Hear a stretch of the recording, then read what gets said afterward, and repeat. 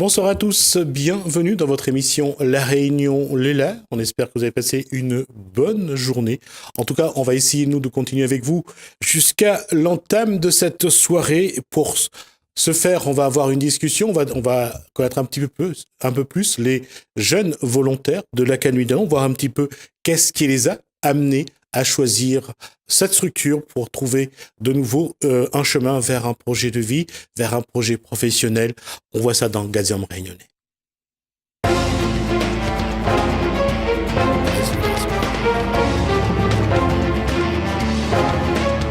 Et pour en parler, on va d'abord présenter Monsieur Martin Lebel, qui est donc éducateur à l'Académie d'Allons, également Saadakoun, également parmi ceux qui encadrent, et puis parmi les jeunes, et ce sont des jeunes gens, aujourd'hui, on va d'abord présenter Ben Brucker, bonsoir. Bonsoir, monsieur. On reçoit également Romaric Bonamy, bonsoir. Bonsoir, monsieur. Johan Dorga, bonsoir. Bonsoir. La première chose, et je vais poser la question aux éducateurs, c'est quoi l'Académie d'Allons ? Vas-y. L'Académie d'Allons, c'est une structure d'insertion qui est portée par le département, qui est à l'initiative des politiques sur une tranche d'âge 18-25 ans pour lesquels on est encore en recherche de solutions pour de l'insertion vers de l'emploi ou de la formation. Donc nous, c'est sous la forme d'internat. Il y a 2 internats, un à Plaine des Cafes et puis un au Bernica. Donc c'est un parcours d'1 an qu'on propose à des jeunes qui sont volontaires, qui viennent chez nous d'eux-mêmes, dans un but de se réinsérer, de se redécouvrir un petit peu soi, avec 3 mois d'internat et puis 9 mois de service civique. C'est une structure qu'on pourrait dire vraiment tournée un peu autour du développement personnel de la personne. On part vraiment de ce qu'est la personne. On essaye de dégager des potentialités, de permettre à la personne d'en prendre conscience. Et puis après, mais qu'une fois qu'on a vraiment travaillé sur son affirmation, sur sa confiance, sur son engagement et son dynamisme, on va dire, dans des projets divers, c'est qu'à partir de là qu'on part vraiment sur une insertion plus concrète en termes de recherche de voies professionnelles, formation ou emploi.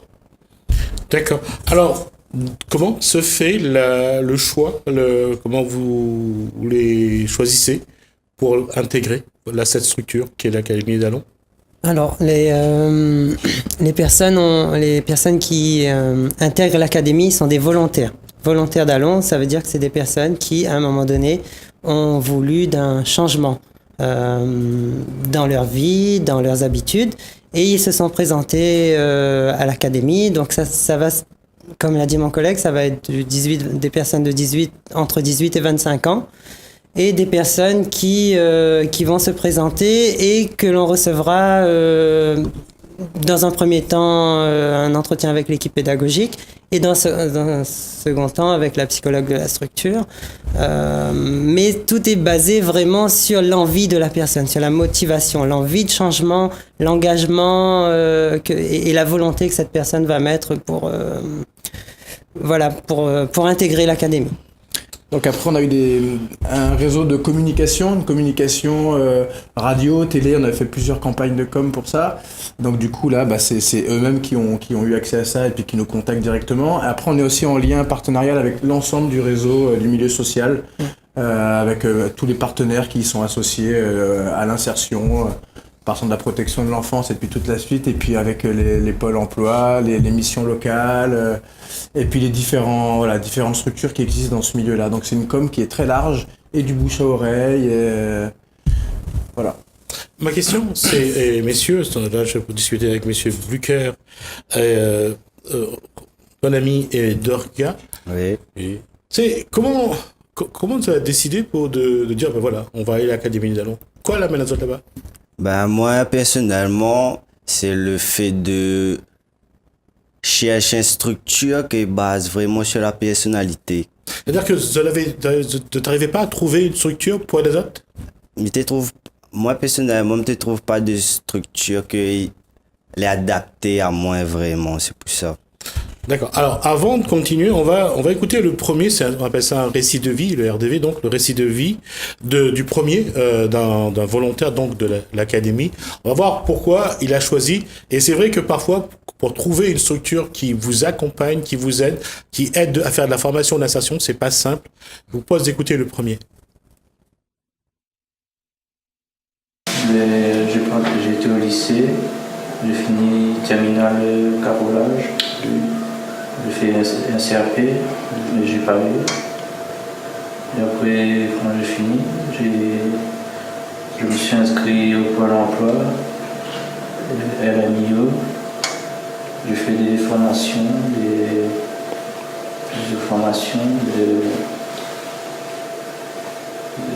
à Casalia. Ensuite, Sephora. Puis, après, j'ai fait des stages dans mes formations, dans plusieurs entreprises, dans l'espace vert. Après, j'étais en Casalia, ils m'ont aidé à apprendre à lire, à écrire, tout ça. C'est dur pour toi de trouver, à Zotage, de trouver une structure pour accompagner les autres. C'est pas facile. C'est dur en fin de compte. Quoi est difficile à trouver? C'est que les gens aient de confiance ou bien... Aussi et surtout une structure qui base vraiment sur l'attente des jeunes en fait. Parce que je pense que la plupart des structures elle a été créée depuis longtemps, mais n'a pas un renouveau qui adapte vraiment à la génération d'aujourd'hui. Et je pense que l'Académie des Dalons, c'est la meilleure chose qui soit arrivée. D'accord.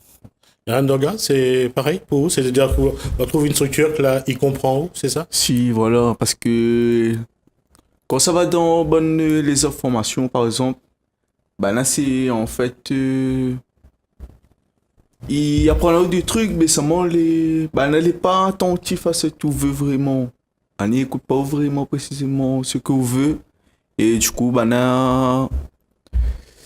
et tandis que l'Académie d'Aloin, il est attentif à vous. Il a pas fait un rendez-vous. Il dit ce que à vous attendez vous-même par vous-même.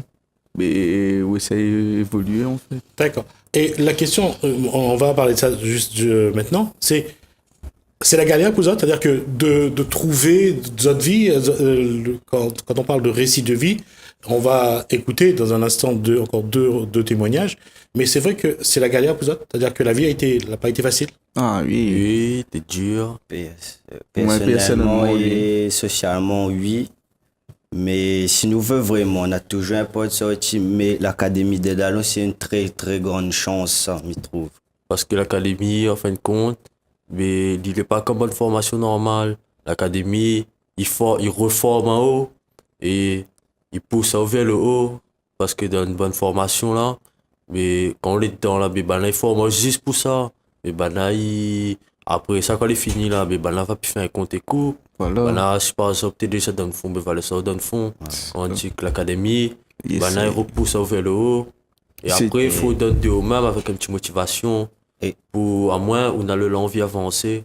Et aussi, il base beaucoup sur la confiance en soi et le développement personnel que les autres structures, il ne fait pas en fait. Fait pas.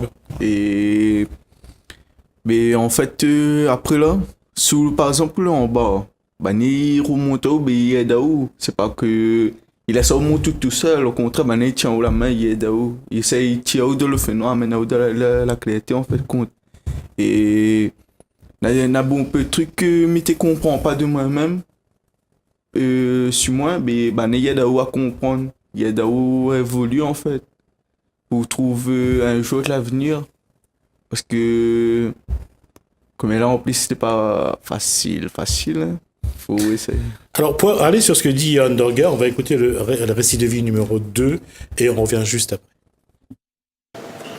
Oui, le moment difficile que j'ai eu dans ma vie, c'est de la haine et de la tristesse parce qu'avant je faisais n'importe quoi de ma vie d'avant. Qu'est-ce que la marque a eu le plus dans ton histoire?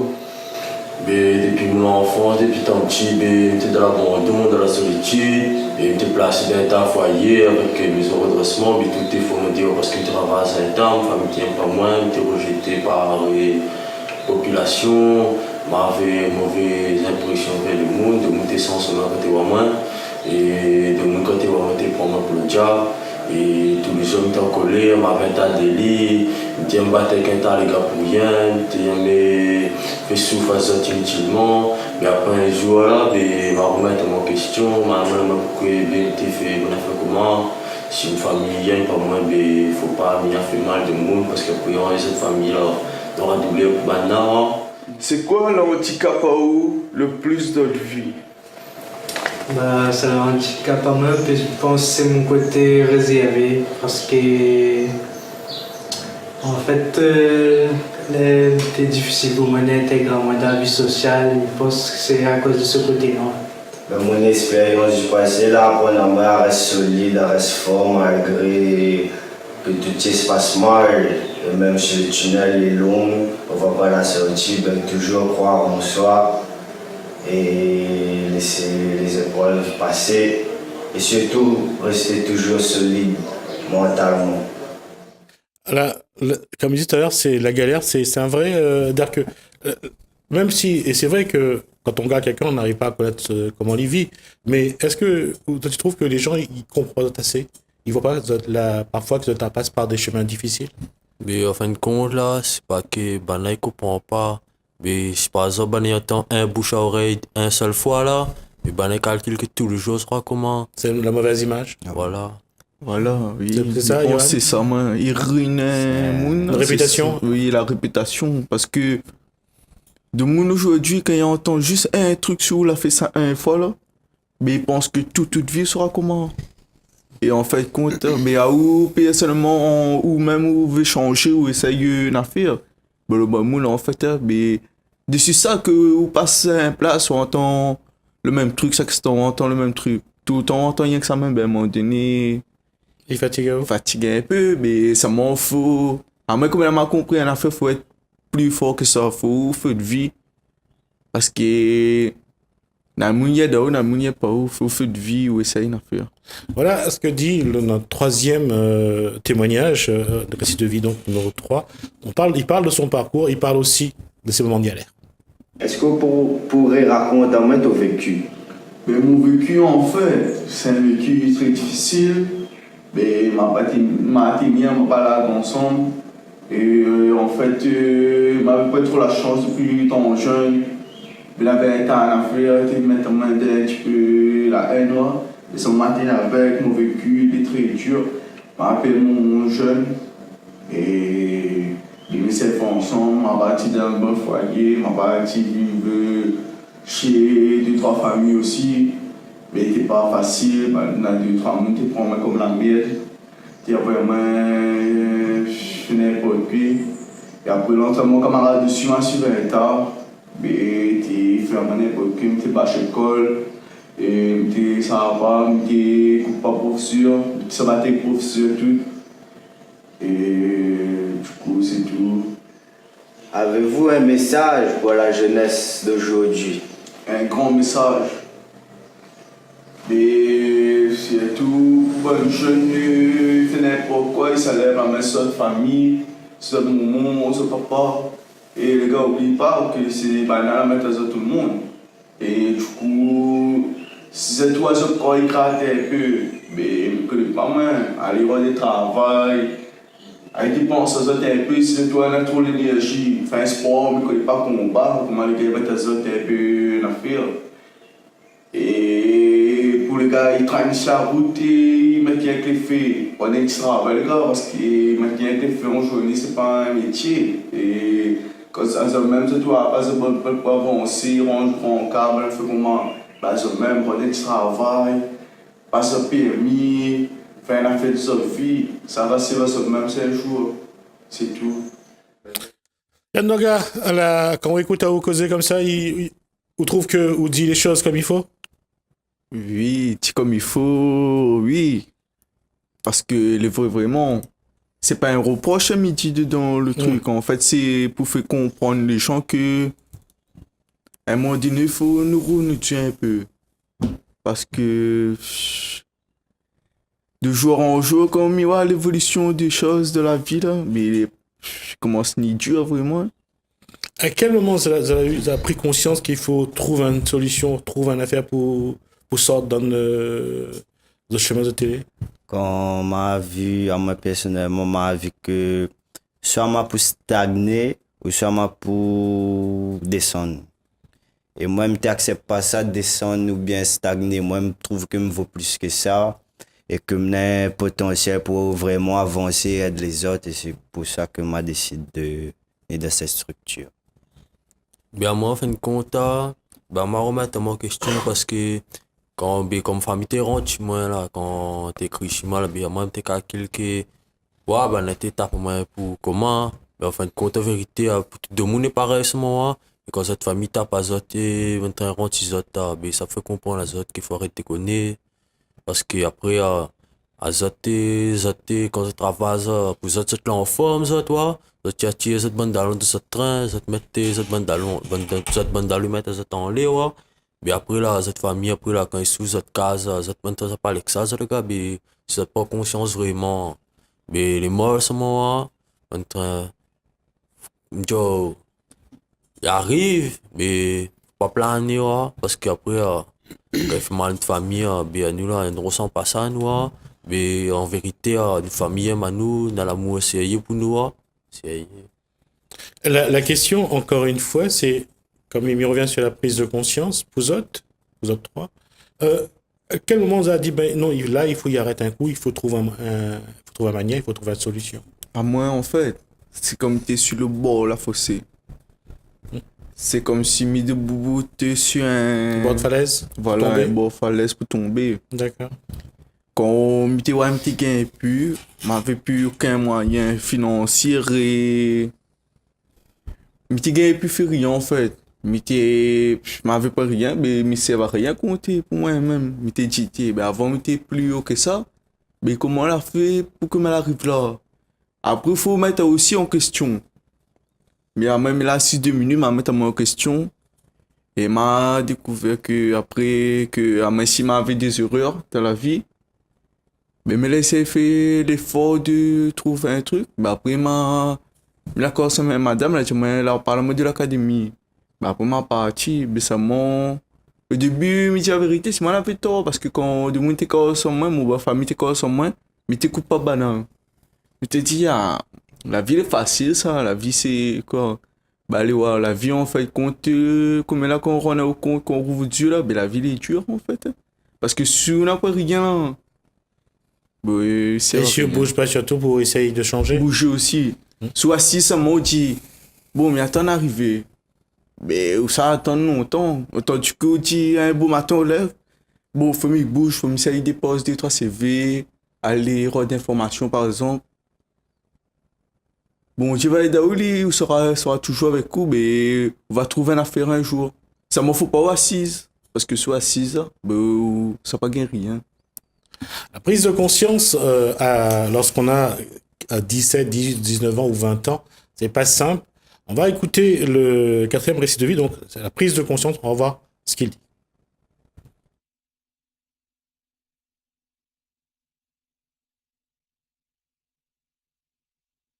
Cette prise de conscience est arrivée parce que j'avais beaucoup de difficultés socialement avec les gens. Et moi, beaucoup d'autres, ils réussissent dans des trucs que moi-même réussir. Donc, moi, demande, mais c'est quoi cloche avec moi? Et c'est par rapport à ça que je retrouve ça. Mon expérience du passé m'a appris à toujours croire en soi.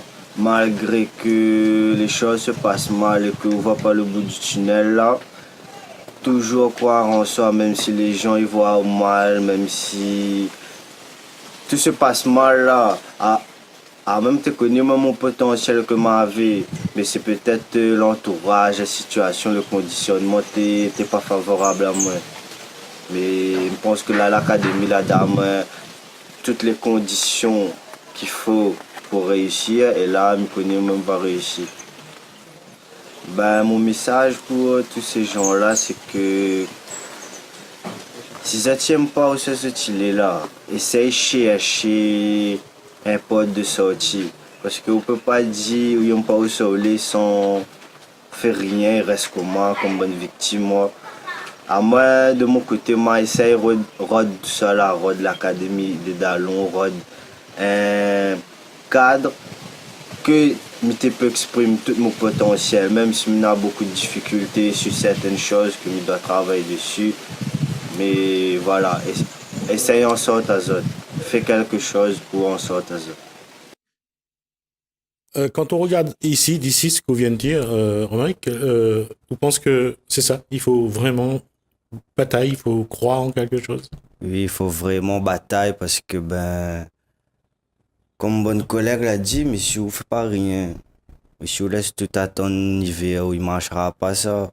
L'homme là a été créé pour avoir un conditionnement bataille pour être un homme. On ne peut pas rester comme moi et devenir un homme. Et attendre, il arrive. C'est ça le problème Ouais, parfois de la génération jeune, c'est-à-dire que maintenant ils attendent trop, ils bougent pas assez. Ben. Mais en fin de compte, c'était les calculs que tout est facile et tout n'a fait arrive comme un claquement de doigts, mais si vous ne pouvez pas rien, faut donner une motivation par vous-même. Et Zola a échangé un petit peu entre Zod pendant depuis Zola ensemble, depuis le mois de septembre à peu près. Zola en groupe. Zola a parlé un petit peu de Zod, des moments de galère que Zola a connus, voir un peu comment Zola a dû affronter, par exemple, le manque d'affection, le manque de considération. Zola a échangé là-dessus? Oui, beaucoup. Et à moi, mon point de vue, c'est que nous en avons vécu très, très similaire en nous toutes. Et que il fait du bien de savoir que nous on vivre un peu le même truc que personnellement on a vivre et nous sommes nous moins tout seuls après. D'accord. C'est pas vrai, pareil, Yann? Si. Parce qu'en fait, on a au compte que dans le monde, mais pas que où la passe des moments difficiles en fait. Chacun a son moment difficile, il passe dedans, on a son vécu. Il faut comprendre les gens, il faut les gens y comprendre aussi. D'accord. Il nous reste 3 minutes. On va regarder la dernière vidéo. C'est ce que M. Sandrine nous parle de mental. On l'écoute. Si tu avais quelque chose à changer de ton vie, tu changerais quoi? Franchement, il ne change rien, mais il préfère plutôt améliorer. D'accord. Donc, ton bon souci du passé, c'est d'arriver de passé, c'est ton force aujourd'hui? Oui. D'accord. Et vous l'avez parlé à nous de ton petit frère. Est-ce que ton petit frère avait été une force pour continuer à avancer malgré tout? Oui, franchement, oui, parce qu'il a fait plaisir, même parce que moi, il n'était pas comme moi, il apprend l'école, tout ça là. Il ne veut pas qu'aujourd'hui, les problèmes qu'il a se passé avant, qui devient un problème pour lui aujourd'hui. Hein. Qu'est-ce que vous améliorez de votre vie alors? Qu'est-ce que j'ai amélioré? Ce serait plus le mental, être plus fort dans la tête. Plus fort dans la tête, améliorer le mental. Messieurs, Ben Bucher, Romaric et Yohan, comment vous avez fait depuis pour améliorer justement le mental, pour changer un peu? Surtout mettre nous beaucoup dans des zones d'inconfort. Parce que pour moi, dans ton zone d'inconfort, c'est là que se cache la réussite. Faire des choses nouvelles tous les jours pour avancer, pour progresser. Yohan Doga. Je pense que c'est ça aussi, comme mon collègue vient de dire. Faut en fait tout essayer. Faut mettre d'une façon que mettre un petit peu dans. Comment il dit ça? Dans les épreuves? Oui, dans les épreuves. Que. Faut forcer ou avancer pour aller de l'avant en fait. Si vous tombez tout le temps de le facile ou avance, comment on appelle les faciles, trop facile. Faut mettre un petit peu dans l'épreuve pour aller dans la réussite. Pareil pour Ben? Oui. Aujourd'hui, on l'a appris à affronter, à dire qu'il faut une bataille pour en sortir. Oui, après, il faut aussi que chacun ait l'objectif de son tête. Parce que moi, par exemple, là, même si je travaille à l'école, là, moi, je ne fouille pas des tu sais tout. Mais il faut que les gars, moi, après, là, faut pas banner moi comme avant, faut banner moi qui m'avance aussi, qui m'avance, dans la motivation, la volonté. Ça a été vous les avez écoutés depuis tout à l'heure? Ça vous a surpris apparemment? Ouais, moi je trouve très très très riche là ce qui se dit ce soir. C'est vrai que c'est profond, on sent que c'est des choses qui viennent vraiment de loin, qui sont livrées comme ça sur un plateau de télé, mais qui ont été travaillées, mûries pendant de longtemps, et c'est pas à l'académie que ça a commencé. Je pense que s'ils sont venus, c'est que ce travail avait déjà commencé chez eux. Et ils ont exprimé des choses très très fortes, et notamment donc en termes de potentialité. Effectivement, c'est un peu notre ligne directive, notre ligne de conduite à l'académie, c'est-à-dire qu'on essaye vraiment de faire ressortir les capacités et surtout la faculté de croire en ça. Déjà, c'est déjà énorme déjà pour certains. Donc les situations d'inconfort, c'était très très bien dit, Monsieur Romaric. Moi, c'est un peu ma ligne pédagogique aussi dans l'atelier. C'est vrai que je les mets dans des conditions de dépassement de soi émotionnel. Alors c'est progressif, le risque il est très très subjectif, mais par contre ça suscite vraiment d'aller au-delà de ce qu'on se croit capable de faire. Donc moi je fais ça avec la randonnée. Ça peut être tout bête, une randonnée avec un piton qui est très très haut. Dites, monsieur, jamais ne gagne pas arrive piton aller là-bas. Et puis tout compte fait qu'on arrive sur le piton, on nous regarde dans le fond, nous voit d'où ça nous sort, nous dit, vous l'avez vu, tout ça, on l'a gagné fait. Malgré tout, que quand on était en bas, jamais on aurait pensé qu'il était possible. Donc il peut être ça.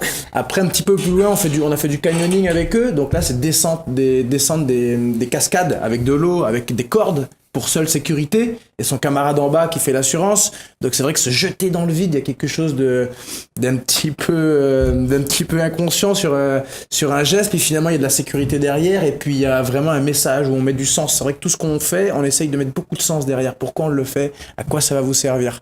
Là en ce moment avec eux, on prépare une plongée en bouteille. Avec des entraînements en piscine, puis en lagon, avec du palmas tuba, avec des travails autour de l'apnée. J'ai deux jeunes à l'académie qui sont non nageurs, c'est-à-dire qu'ils ne savent pas nager. Et pourtant, ils sont tellement dans une dynamique de dépassement et d'engagement dans les choses que là, on est déjà avec un masque et des palmes avec ces personnes en piscine qui concrètement cool s'ils font pas ça. Donc, ça demande vraiment un dépassement. Et c'est ce qu'on essaye de faire. On fait le postulat que les personnes qui arrivent là, en reprenant confiance en eux, en croyant un petit peu à leur potentialité, et bien finalement, ils arrivent à avoir un peu plus de confiance dans le système, un peu plus de confiance dans les différentes structures, confiance dans les personnes. Voilà, les personnes qu'on est là, quand on les accompagne, c'est pas facile de gagner cette confiance-là, et on essaye que ça puisse se généraliser pour qu'ils puissent après, faire confiance aux autres structures qui prendra la suite. Et puis juste un petit mot, moi c'était très très touchant, très sincère. On se croyait dans un bureau quand on les reçoit en individuel. Donc vraiment c'est très fort ce soir. Juste pour conclure, les jeunes ont beaucoup parlé de la structure Académie des Dallons. C'est un outil intéressant, je partage tout à fait votre avis. Par contre, ce qui est le cœur de l'académie, c'est vous, c'est les jeunes. Vous êtes acteurs de cette structure, vous êtes acteurs de votre parcours avant tout. Et je pense que c'est une des forces, et c'est peut-être pour ça que les jeunes adhèrent. C'est vraiment qu'on ne voit pas une personne en difficulté ou une personne à problème devant nous. C'est vraiment les ressources de la personne, et ça va être à vous de faire ce travail, de mettre en lumière toutes vos ressources et toutes vos compétences. Merci, messieurs. Je rappelle donc qu'on était en compagnie donc de Sadakoun qui vient de parler. Il y a eu donc Martin Lebel également. Et puis, bien sûr, Ben Blucher, Romaric Bonamy et Johan Dorga. Merci, messieurs. En tout cas, c'est la première discussion. On aura une autre discussion sur l'Académie des Dallons. Cette fois-ci, on va parler un petit peu de ce qui se passe là-bas. Ça sera donc la prochaine fois. Merci, messieurs. Je vous remercie.